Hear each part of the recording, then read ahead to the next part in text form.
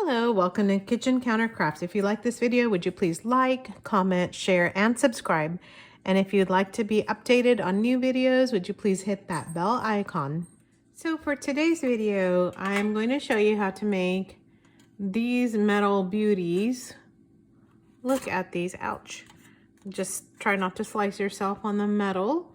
And if you think they look very, very difficult, just guess again. If you think they look super expensive because they're these little metal pieces that you can use in your junk journals, let me show you how expensive this really is. Ta-da!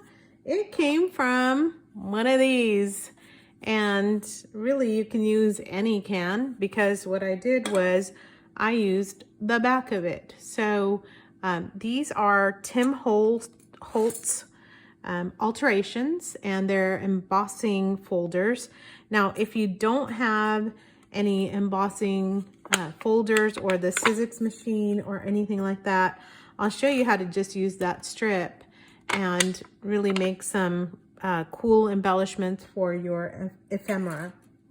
So to get started, I have another video where I show how to make metal charms, and you can do that with stickers or anything really.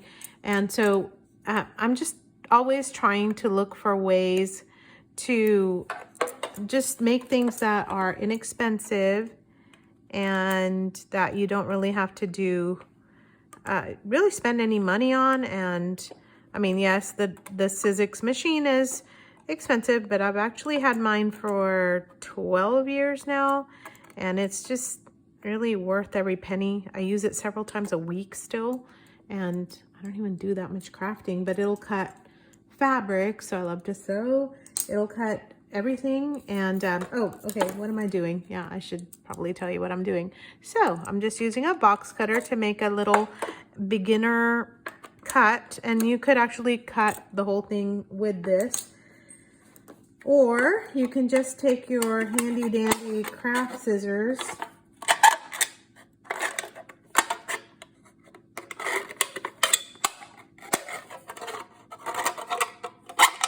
Ooh, sorry about the noise. Should have warned you about that. You can mute when I do the bottom part, but I just wanted to show you how easy that was. And this little kidney bean shape, I actually just use that also in here. You know, why not? It's all smoothed out. I don't know what I'm gonna do with it. I don't know, maybe make some kidneys out of it. I don't know. I might just like write a word or something and poke a hole in there. Oh, and how do you poke a hole into this? I'm glad you asked. You just do it with a sharp tool, or if you have a crocodile, you can do that too. I'm working around my camera, so I am not gonna do that, but really it's a very cheap metal, so it cuts easy. Excuse me, I got so choked up just talking about my crafting. Okay, so this edge, as you can tell, it's super jaggedy. You might want to be careful on that. Do not worry if your family likes to squish these cans. You're gonna put it through the machine, or you're going to cut shapes or whatever out of it, so it's really not gonna matter. You can do the same thing, cut with the box cutter and then cut around, but what I like to do is just kind of find a spot. I'm gonna, oh yes, and I, oops, rinse this out. Hang on, I just made a big mess. All right. Water everywhere. Okay, so yes, I just rinsed it out. I mean, you're not eating off of this. You just don't want it to be sticky with soda or what have you. So anyway, so just rinse it out and you'll be fine. So you go like this, and if you want to just mute while I cut around, you can do that as well.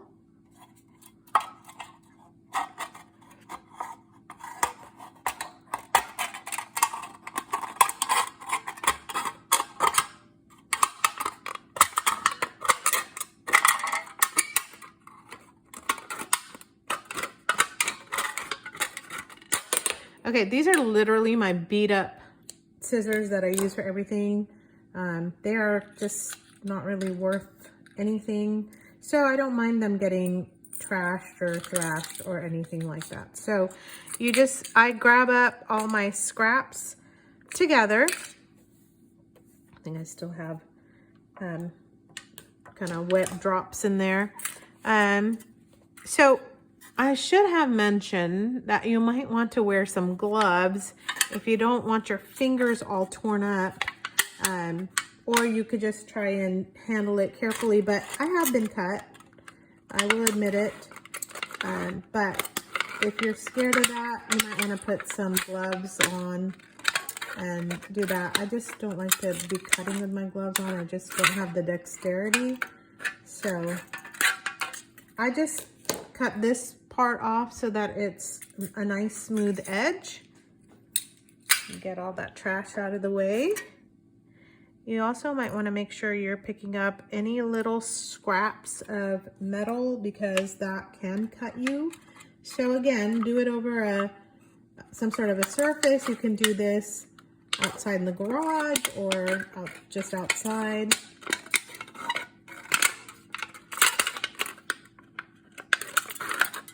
There we go. Okay. If you don't want to use a tin can, you can actually use foil also. The foil is not going to give you, it's not going to give you the charm that you want. Because this you can actually make a charm out of this. But anyway, I'm going to show you what I'm doing. And since I did numbers, should I do the numbers again? Yeah, let me just do the numbers again. Okay. These two come together in a set, and so I have these also. I don't remember what this is called, but it's with the bingo cards. So, and I love the bingo because you get a whole plethora of numbers, and I think that is just wonderful. All right, how do I want to do it? Maybe I'll do it sideways this time so I get a little bit more numbers. And by the way, you can actually just cut the other half, the other portion that is not going to fit. So let me just do that. So if I'm cutting a can in half, you're going to get a lot of images from just one can. You can get a lot of images. Okay, now the trick to this is you're going to want to emboss on the unwritten side. And do not worry about this being just jacked up. So you're going to do this. And if you want to tape that so it stays put, you can. I don't really care. It's really not that important to me because you can tell like that went off the edge. But I just cut it. And it doesn't matter if a part is not exactly right. I'm just not that particular on any of it. So you're going to set this on top of the pads like they tell you and sandwich your yucky one on top with the nice one. Run it through the machine. Very squeaky.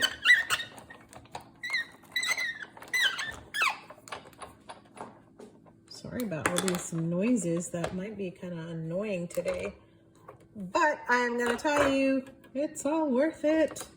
Because, check that out. Just the grand unveiling. I mean, whoa. Check it out. It's fantastic. As I blind you with the beauty. Okay, so I went back and forth on it a few times. Aluminum is not sturdy at all. So what you can actually end up doing is, getting some cuts already in the numbers. So I don't mind that. It's all good for me. So they turn out great. Now at this point you can color them with alcohol inks. There's a person who does this. You can use the Tim Holtz alcohol inks to color the metal. You can also use a Sharpie to color this. So just, even here, I'll show you. Wait, let me grab a Sharpie. I probably should have looked in my drawer. All right, I can only find a brown one. So let's go with brown. That'll be fine. I'm gonna use one that I have here already. Okay, and watch. So I am just coloring with a Sharpie, and then you can just use your finger to kind of smooth that out, okay? So it doesn't have to be like perfect, but it can, like however you want to do it. So it can give you that look. I don't know, it's so great looking, don't you think? So there's 25 on here, like for Christmas, you can use that. There's 14 for Valentine's Day. So I love that the bingo card has a whole bunch of different things. And now I'm gonna make this other one, and it has little, what I call like vignettes of different things. So my piece is not gonna cover everything, but I think I'm gonna do the top half again because it's gonna give me most of what I'm looking for. Okay, I'm kind of trying to straighten this guy out a little bit more. Okay, there we go. You can kind of see what that might look like. All right, ready for this squeak fest again? All right, let's try that out. Oh, it moved. Again, you can tape this if you are more meticulous than I am, or you could just go for it and push this on through. There we go.